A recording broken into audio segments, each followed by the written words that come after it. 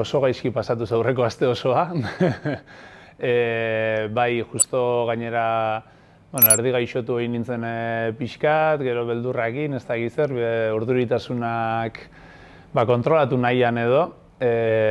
Baina, eskerrak ondo inguratuta gaudela eta eusten gaituztela, eta, aldi berean gero esperientzia pixkat ere badaukagula, eta horrek danak laguntzen du, ez? Holtzara igo eta olako harrera bero eta olatuari gorputzaldi on batekin erantzuteko. Bai, nabarmen erosoago, bai.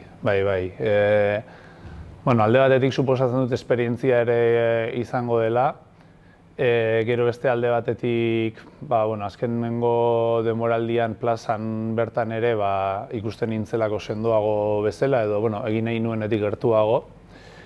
Eta gero, sosketa ere pixkate alde tokatu zitzaidalako, aurreko bi finaletan 8. kantatzea tokatu zitzaidan, eta ez dakit, aurten lagunei esan nien, berriz 8 tokatzen bada, kotxera joan, negarre egingo dut, eta gero bueltatuko naiz, ez nahikoa da. Baina ez, gero berdin ere egiten da, baina egia esan sentitzen olatu guztia alde etorki dela. Bai, final bat izateko nahiko errez. Asko gustatu zitzaidan, 8 handiko gaia. Normalean egia da, gaiek ez gaituztela igual emakume baten, konkretuki emakume baten paperetik kantuan jartzen eta. Baina, bada pilpilean dagoen gaia, jarraitzen dute evangelistak oraindik ere nazka ematen kliniken ateetan eta baneukan gogori plazan kantatzeko eta ondo hastea garrantzitsua da eta nik uste pausu honakin hasi nuela finala. Lantzen dut, baina ez dakit ematen arrazoi konkretu bat zergatik den, baina egia da eroso egiten dudan ariketa bat izaten dela normalean, gero lagundu egin behar du errima zure familitik gertu egotea edo ez, eta gero gaia bera ere jendearen gana iristeko ez da berdina, ez? Ez da niri tokatu zitzaidan gerra eta soldaduzka eta kantatzea, eta gero Pantsoa eta Peiori kantatzea, zuk puntu erantzun horiek biak bikainki erantzun ditzazkezu, baina publikoarengan sortzen duzun hori ipurdia ez da berdina. Eta, kasu ordan hori alde eduki nuen, berdin gertatu daiteke, beste 8 txikian adibidez, errazagoa da gai konkretu batean umorea apoteosikoagoa izatea beste egoera konkretu batzutan baino. Hori da jokuaren parte ere. Hau lehenengo puntua, Aitor. Europa preparetan dabil gerrarako. Orbe etekinen bat egongo dalako, alperrik sortu ziran Europa eta NATO, ibilten gaitu eta nahi da benerako.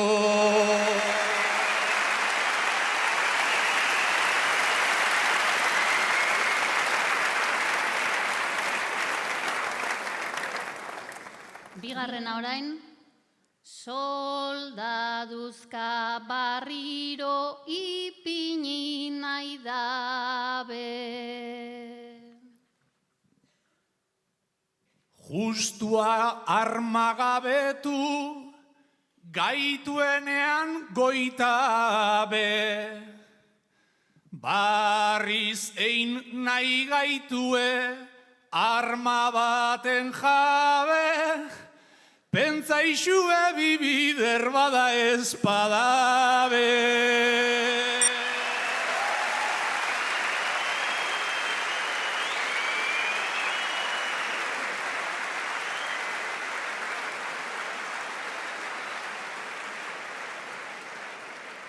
Hirugarrena, arma enpresentzat da horren etekina. Ta horregatik Israele usteko ekina, gerra data dirua sortzeko makina, batzuen poziturri da besteen mina. Saio osoan zehar nahiko eroso. Sentitu nintzen bai ideiak eta bai errimak eta aurkitzen. NATO bazegoen nire iruditeriaren barruan ere, azkenean tokatu ezkero finalerdietan ere baneukan momentu honetako eskubiaren eta fasismoaren inguruan kantatzeko gogoa ere baneukan, eta kanpo semantiko horren barruan bazegoen baita gure Europar batasun hau eta NATO bera ere. Holtzan ja erabakia hartuta neukan, hori egia da.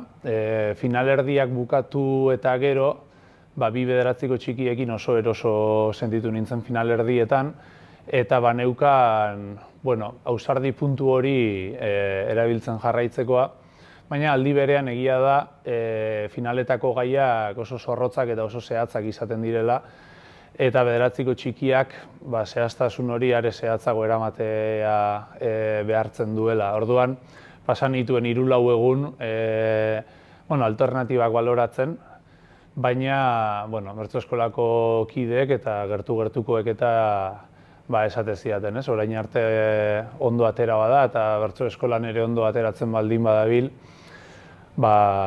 oinarteko apustuakin aurrera egiteko eta alaxe erabaki nuen. Gero Gernikarra izaki guk itsasorik ez daukagu gertu, baina Bermeo eta bai, eta itsasoa bada gure, ez da gure bizitzaren parte, baina bada begiratu dugun toki bat, eta horrek ere ahalbidetu zidan esango dugu nire burua bertan benetan ikusten eta egoera hori ahalik eta errealen deskribatzen. Hor, nire buruarekin tranpa txiki bat ditea erabaki nuen. Ez berez, hasierako asmoa zen bederatziko txiki hori eustea, gainera ikusita bai ganbarako gai hori buruz burukoan gai ireki bat izaten dela, finalerdietan egin nuena errepikatzea baino ez zela, edo errepikatzea, bide hori jarraitzea, landuen neukan bide hori egitea. Enion bereziki beldurrik horri, baina bai sentitzen nintzen emozionatuegi. Buruz burukora honintzakin zailkatu eta gero, ordura arte neukan patxada pixkat alteratuta sentitzen nuen. Zortziko txikian buruz burukoan ere labrastadatxoa hortik etorri zitzaidan baita, emozio zurrunbilo horretan bukaera ere ahaztu zitzaidan, da orduan momentuko erabakia izan zen. Momentuan erabaki nuen ez nintzela eroso sartuko bederatziko txikian eta badazpada tokia behar nuela deskribatu nahi nuena deskribatzeko.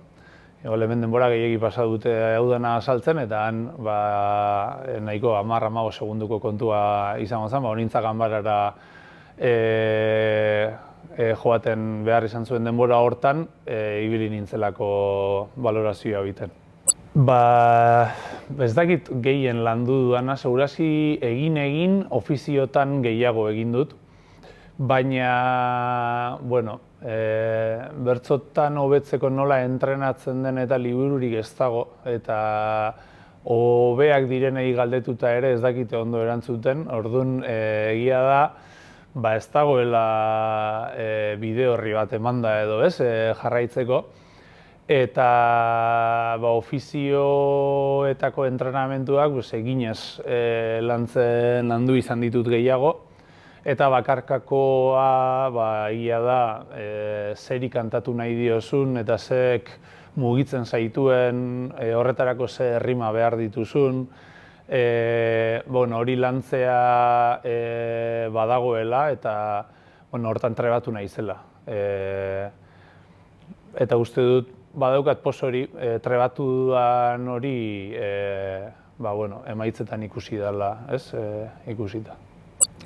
Kinielak norbere buruan nik uste etengabe egiten ditugula, saioan zehar ere, ni behintzat asko naiz nire burua epaitu eta besteak baloratzen egon da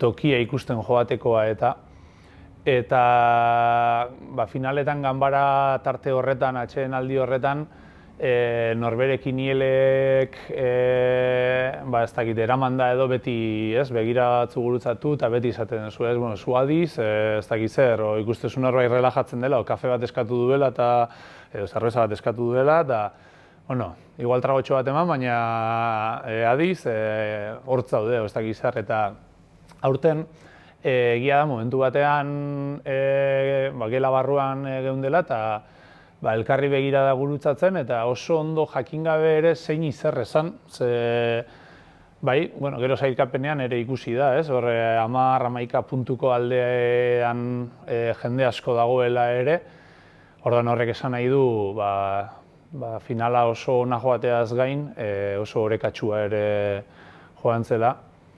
Horrek posa handia ematen dit, ikusita gauean zeharreta ere eta atzo eta jendeak esaten final ona juntzala, eta ez da, final on horren txapeldun izateak ere, benetako posa ematen dit. Bai, sumatu zen, hasieratik gainera. Lehenengoko pasillo hortatik ere burrumba entzun egiten zen. Agurretan,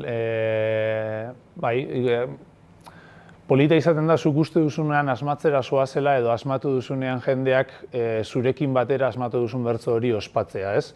Batzutan gertatzen da, zu bertsoakin gustora gertatu eta sakeratu eta igual esperotako erantzunik ez eukitzea eta holakoek uste zaituzte igual, ez dakit, pixkat hotz edo, baina larun batean guztiz kontrakoa zen.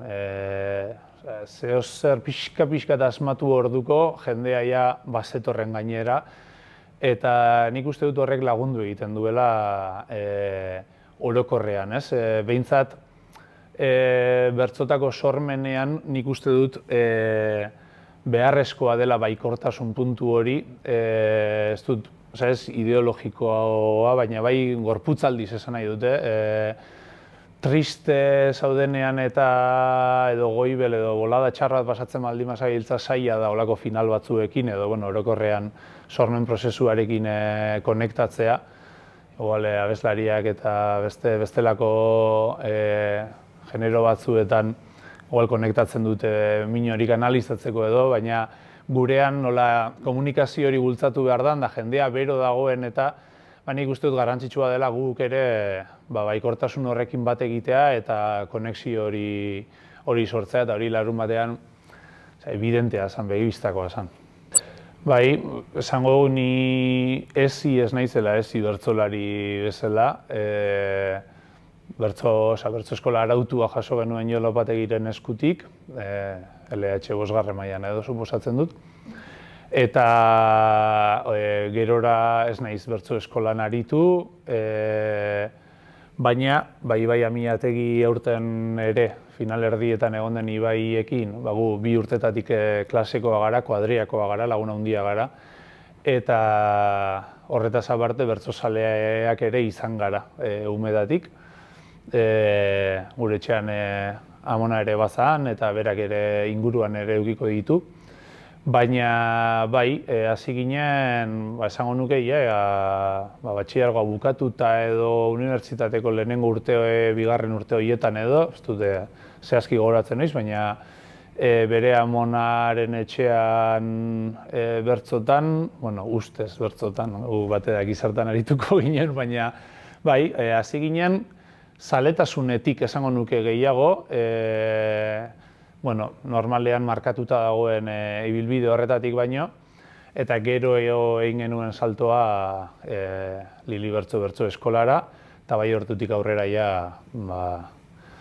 batu garela esango dugu bertsoaren mundu arruntera. Nik ere ez. Nik ere ez. Ba ez dakit. Horrela etorri da, nik enpeinua jarri diot eta gogoa jarri diot, gustatu egiten zait, ondo pasatzen dut, ase egiten hau eta, bueno, etzan txapel bat beharrezkoa bide horretan jarraitzeko, baina, bueno, errekonozimendu bat ere bada eta horrela jasotzen dut. Hau da gaurko ganbarako gaia, Aitor. Begietara begiratu eta holan esan deutzu, onena zara.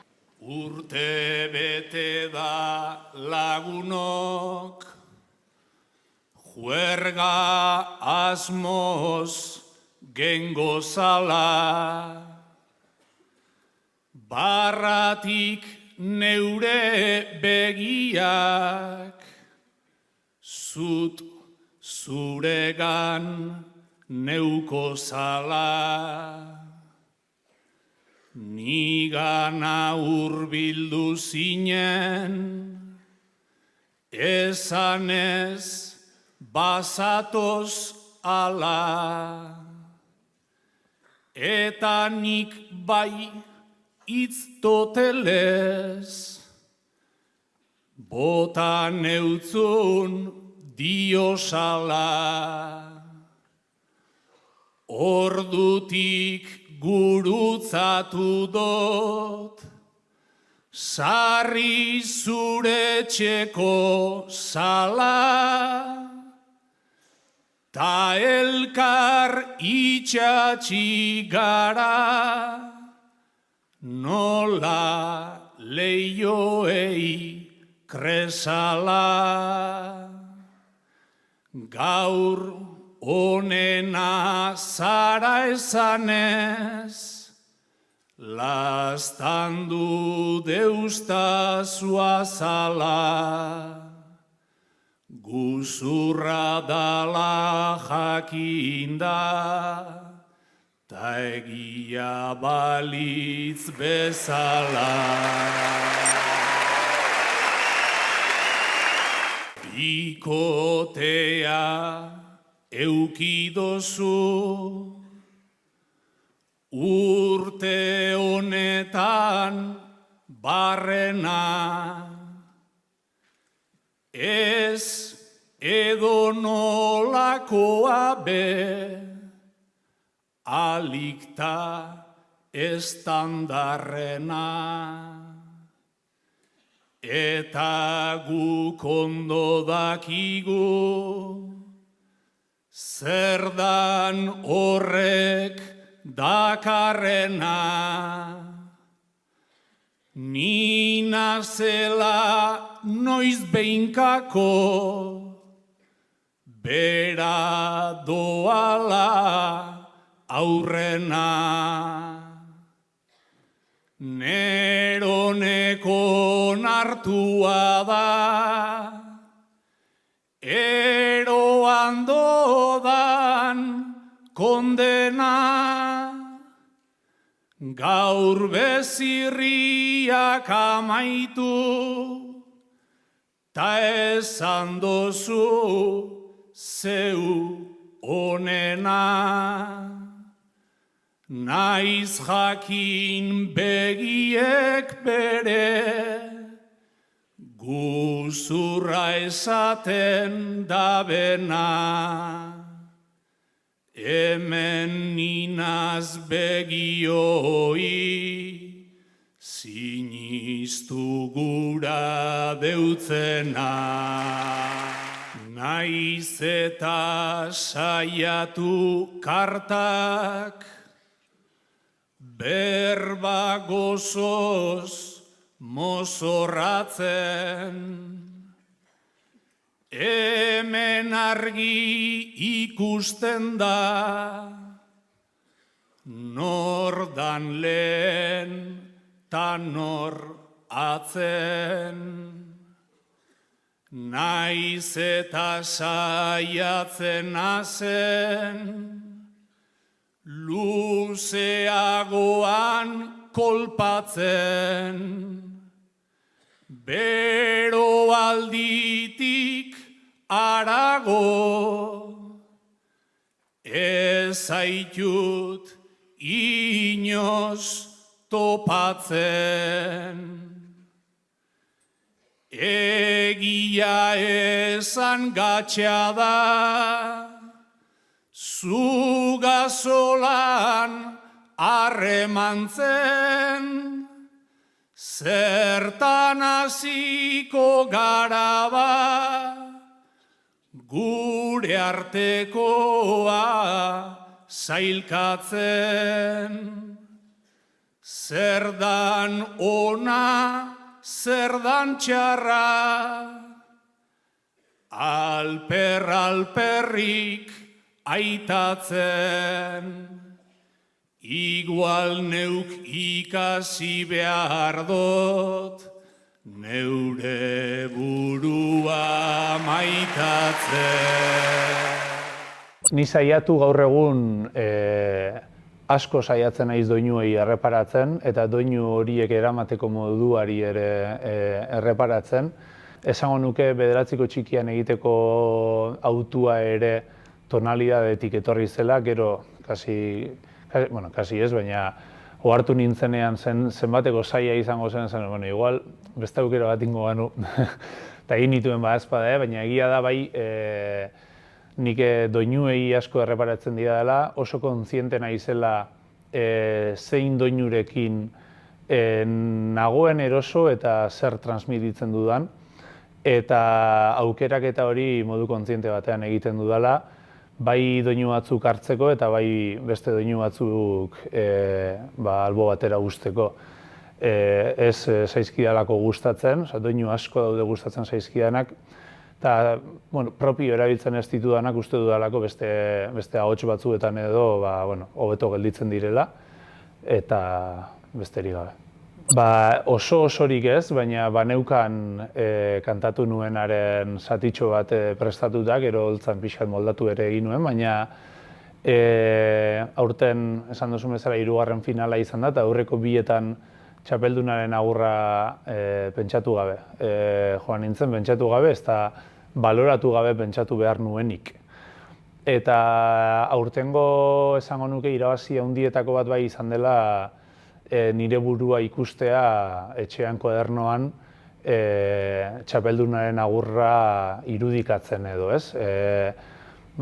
Ibai Iberari ere esaten nion. Gero igual 7. geldituko naiz, baina nik ikustea edalontzi hori, ez dakit erdi betea, baina bai tanta nahikorekin txapeldunaren agurra pentsatzen jartzeko beste, ja bada nahiko sari. Eta, gero, kantatzea ere egokitu zitzaidan, baina ohartu nintzen posible izan zitekeela topatu nintzenean agur hori pentsatzen. Bai, ez dakit, prentsaurreko egunean eta aurreko elkarrizketetan ere hala esan nuen, hala sentitzen nuelako eta hala sentitzen dudalako. Nire ibilbidean oin nagoela momentu honenean, uste dudalako nagoelako orekatxuen saioak hasi eta buka egiteko gorputzaldiarekin edo ari naizela kantuan, eta horri eutsi nahiko nioke, noski. Finalen aurreko elkarrizketetan ere, ez dakit zein, baina norbaitek esan zidan da, orduan irabaztera, ez? Eta esan nio, nik esatea nire onenean sentitzen naizela ez du esan nahi, ez onena sentitzen naizenik, ez beste inor baino gehiago sentitzen naizenik, baizik eta egin nahi dudanetik gertu ari naizela eta horrekin gozatzen ari naizela besterik gabe. Txapelketa nagusia hitz handiak dira eta ez dakit oin olako biharamun goiztiarrean horra begira jartzeko momentua denik ere, baina txapelketa ondara etorri naizen antzeko ideiekin joango naiz nagusira ere. Pare batek esan zidaten berdina gauean zehar, espero dut, balio izatea. Txapelak izaten dira errekonozimendu, eta batzutan kostatzen zaigu geure buruari errekonozimendu hori onartzea gehien. Nik uste, pixkat digestioak eta egiten ditugunean ikusiko dudala zenbateko balioa daukan lortutako txapel honek, eta igual agian egunen batean presio ere bihur daiteke momenturen batean, ez dakit, ez dut uste. Baina bai balioko dit, behintzat nire bertso ibilbidea maitatzeko eta egindako lanari dagokion eskartza emateko. Esan nahiko nuke, edo bai, igual gehitu nahiko nuke, holtzan zehar bizi nuen horretaz harago, segurazki gehien oroituko dudana izango dela bertso eskolako jendea eta inguruko lagunak zenbateko pozik ikusi nituen eta beraiei esker hasi nintzela konturatzen txapela irabazi nuela. Eta hori ere eskertu nahi diet, besteen garaipenengandik postea ez delako beti gertatzen eta benetan eskertua eta maitatua sentitu nintzelako.